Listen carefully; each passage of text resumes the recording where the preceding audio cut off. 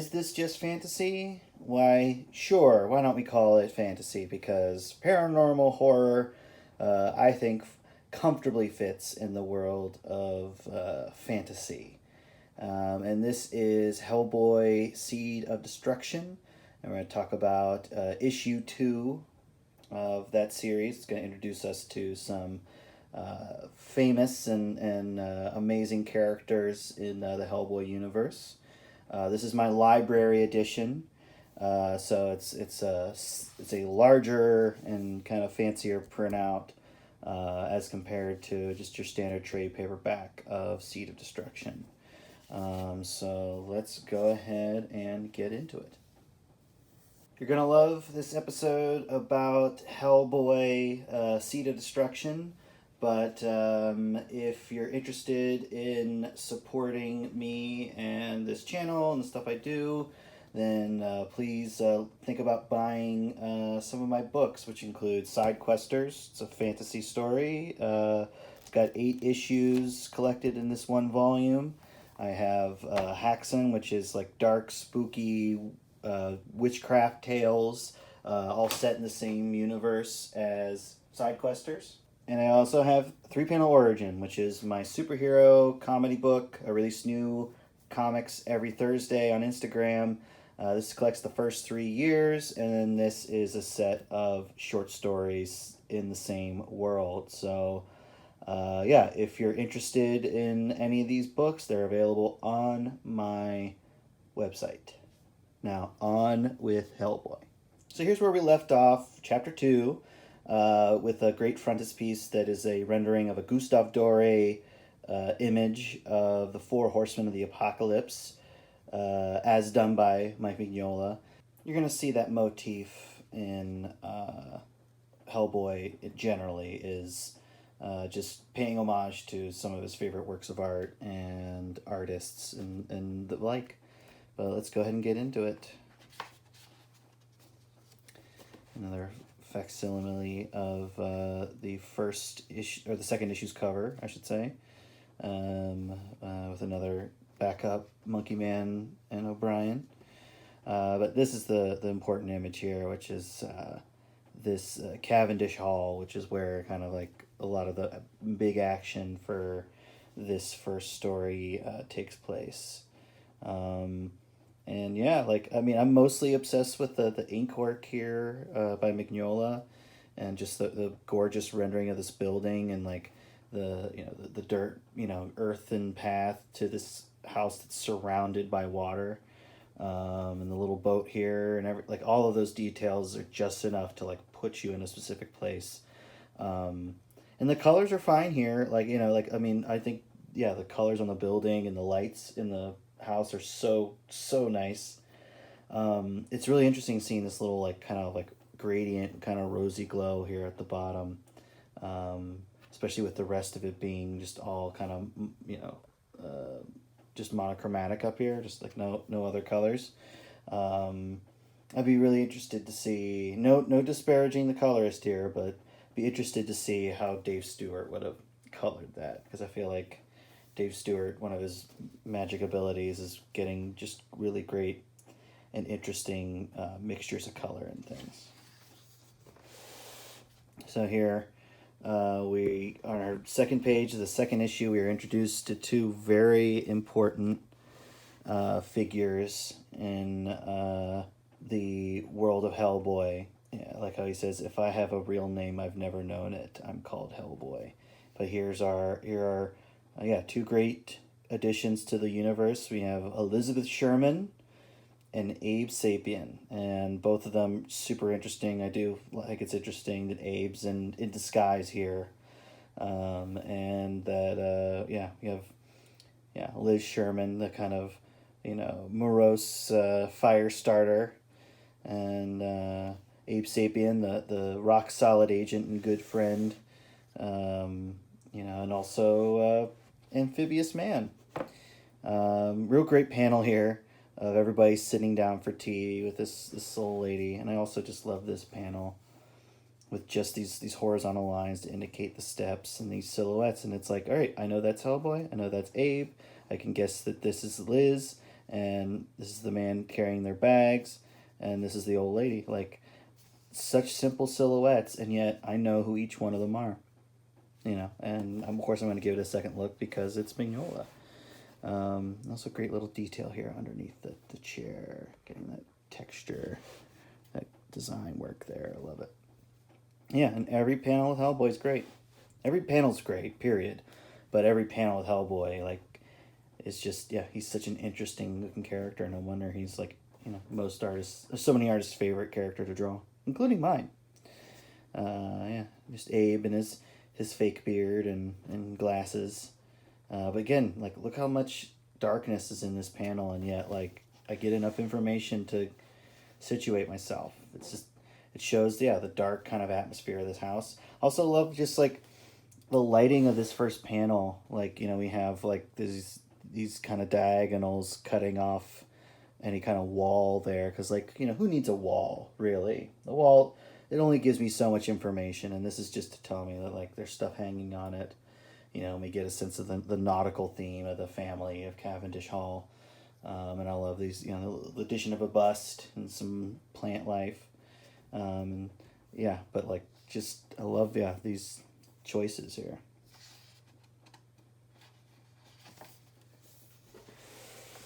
Yeah, we got some Herman Melville imagery here. Some Queequeg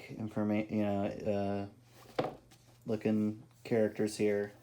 Again, just great little incidental things. Also, Mike Mignola's, like,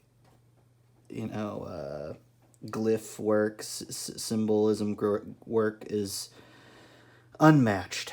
In fact, there's a whole comic I want to talk about that is just a celebration of that. And these great little shots that just look like, they're, renderings of, like, old school photography, just how the figures are posed, the amount of shadow, the costuming, all of it. Yeah, and these guys. Yeah, and Hellboy's always he's always to the point, straightforward, and that's something that I really love about the character. Like, he's not a boor, like a lot of some adaptations and even some fans think he is. He's not a boor, he's not a dullard, he's not a,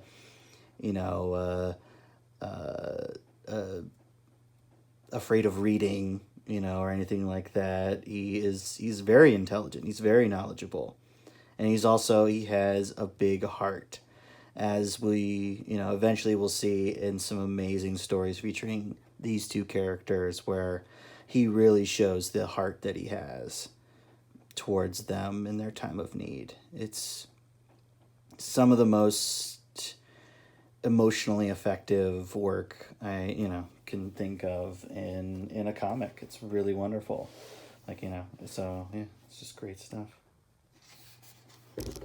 So I guess we're just mostly getting the backstory of Cavendish Hall, and that, there's something going on here. But the something going on is that we have a Rasputin sneaking about, and that this is all a plot, a ploy to give Rasputin another chance at these, at basically using Hellboy for himself. And here we get our first image of Liz Sherman lighting up with just a single finger. And I think that's something really amazing. And yeah, she has a very tragic backstory of not being able to control her abilities. And, so it's given her kind of a chip on her shoulder. And then we have, of course, Abe, who's another monster agent. And just before we move on, like, great pose here of Hellboy in the window. And, I just love these dark and shadowy versions of these figures. And it's so procedural. It's such a just like, it's an investigation, but it's got this dark atmosphere, this kind of spookiness to it that I think is really it's perfect. It's perfect to curl up on, a hopefully cool October day and enjoy just this kind of spooky atmosphere. Love the bricks, the loose brickwork here. You know, it's tight here, but it loosens here, and that's just a way of like kind of drifting off into the darkness. It's so great. And then here we get the reveal of our old friend Abe. So I mean, these pages are now like comic book legend. He's a ichthyosapien. In fact, that's what the label on his tank read, and he was found in the basement of St. Trinian's Hospital in Washington, D.C. And a scrap of paper has ichthyosapien written April 14th, 1865, the day Abraham Lincoln died, which is why he's called Abe Sapien. And again, look at that. I should take a class in handwriting from Mike Mignola, because it's just, amazing. I guess lettering is, the better word for it. But yeah, love this Abe and this tank he's floating in. And he's mysterious, and we learn more about him in later issues. I love these diagonal bricks and all this brickwork. He loves drawing old buildings, and I want him to draw them. And I also love this single line representing the dive from Abe into the water, and a little sploosh. And they're talking on their communicators. And, oh no, there's frogs, Liz. There's frogs. Oh God! And he's got to go try to rescue her, and I just, love this intense look, and I love the paint, this fuchsia with the red. It looks great. Just great action, great isolation of like images, and that says it all. It's like she's missing these goddamn frogs, and then the servant guy shows up and he's like, "There's fucking frogs. Where is she?" And this great transition from man to frog is again like it's like the Wolf Man or something, except he's turning into a big gross fucking frog. And I also love the frog in a man's suit. And again, these single line things. I need to learn. That's all you need, for such a strong, if you have a strong enough image, all you need is, a few guidelines there. Yeah, and just him and his stretching out of his clothes and him just beating the shit out of him. We get just, all this awesome action of Hellboy beating up a monster. And I mean, it's kind of why Mike Mignola, at least initially, created him, was he was like, I just want to make a comic where a monster fights other monsters. But except he's more than a monster. He's our monster. Yeah, I love the little detail, like the little spines on it. Just add a little bit of extra gross texture to it, because otherwise it's very sinewy, very smooth.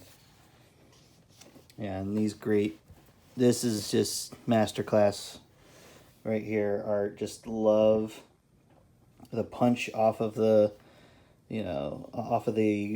balcony alcove here. Just the body language, that through line of that punch, and then this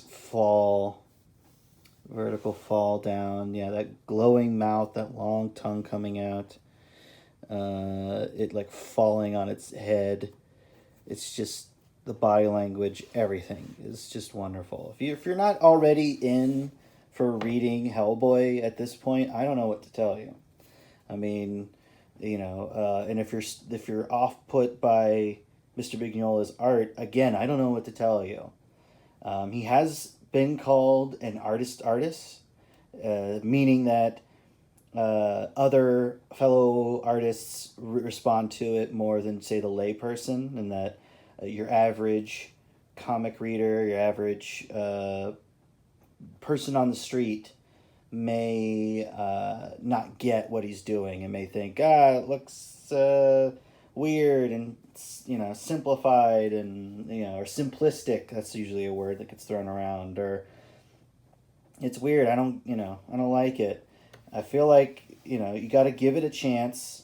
got to get into its rhythm because it's its own rhythm, and because I feel like it really, I think it can appeal to anyone.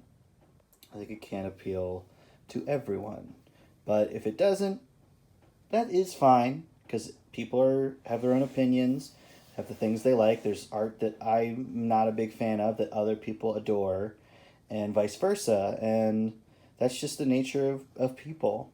And, the longer you live, the more you realize that, and you can either accept it or you can't. And I think I can because I like people. Just a great image. And I also love that, like, yeah, our background's not important. There's no need. This is all we need for this information. As far as this panel, what information we need is this. And he's gray. He's bleeding out. You got his head smashed in with a, fucking statue. And here we have Abe swimming underneath Cavendish Hall. What a great silhouette. It makes me think of Mignola's early work on a Namor comic. That was his first, I think, Marvel book. And I remember hearing a story about how he had to quickly go, search for reference of boats because he didn't know how to draw boats up until that point. And so he learned on the job. So bravo, Mr. Mignola. But just, yeah, I love that swimming posture of Abe there and him coming out of the water here. Like gross skulls and shit everywhere. Yeah. Much love to Creature from the Black Lagoon and Millicent Patrick's amazing design work there. But Abe's his own design. And Abe, it's riffing on Creature from the Black Lagoon, but he's still his own thing. And I gotta love this panel right here. All of these panels are great. Love this this angel, and I love connecting him with an angel because he is a heroic and and a salvation figure, a figure that you can look to save you, as is Hellboy. But like I just love this connection of these two images, of him and this angel. And it's also just a great panel and a great image on its own. Even amongst death, you can trust him. You can look to him. And then we have this great image of Hellboy running, these amazing sculptures here. And again, reference probably from a real sculpture. I don't know which one yet. And then, yeah, good expressive face from Hellboy. And then, yeah, this image here of Mrs. Cavendish, sitting in the dark. It's eerie. It's creepy. And yeah, like it just shows that like you can get an effectively creepy story in comics. Not that anybody doubted, or maybe some people doubted, but I think you can. And then you have this grisly image of her killed by frogs, or killed by a frog's bite or tongue or whatever. Her corpse face, horrific. And then here comes that motherfucker, Rasputin. Great costume design. Great, design here on the front. This dragon, and the upended star. It's just great, and also love the dynamics of, I forget. I don't know what I would call them, but like they're very Mignola thing, these kind of hash marks in the black that create this kind of energy. It's kind of almost Mignola's version of Crackle. Like he does Kirby Crackle, but like these are kind of very distinct to him. He's got these lines, and sometimes they're just little lines like this, and sometimes they build into these things and they cut in. I'll point them out next time we see them, which will be frequent. And then here he goes. He's gonna try to kick some ass, but unfortunately he's being attacked by a giant tentacle monster. So like, look at that. That's just an awesome single image. Great tentacles. Like, love these lines showing the torque of the turn. It's like scaly, it's gross, it's similar to the frog texture, so that this texture connects it to the frogs. I love these just round discs for the suckers. Really effective, really great uses of black, and that's bursting through the floor. And poor Hellboy is just caught in the mix, and here he is, he's getting pulled under, more of that, Mignola energy there. And this kind of silhouette of Rasputin becomes a motif. That's a very common image that comes back. And then, he gets pulled under the house. And that is where we are left. The right hand of doom here, which is what we learned it's called, with that little extra wrist joint. I think eventually he doesn't really articulate too much, but I just love that little wrist joint there. But yeah, he's getting pulled under by these tentacles. And yeah, it's a great setup for part 3. So that is it for Hellboy Seed of Destruction issue 2. We'll be back for issue 3 very soon. But just, introduction of great characters in the Hellboy mythos. And I'm just as excited as you are to move on with the next. And if you aren't already reading Hellboy, this is the perfect time to start.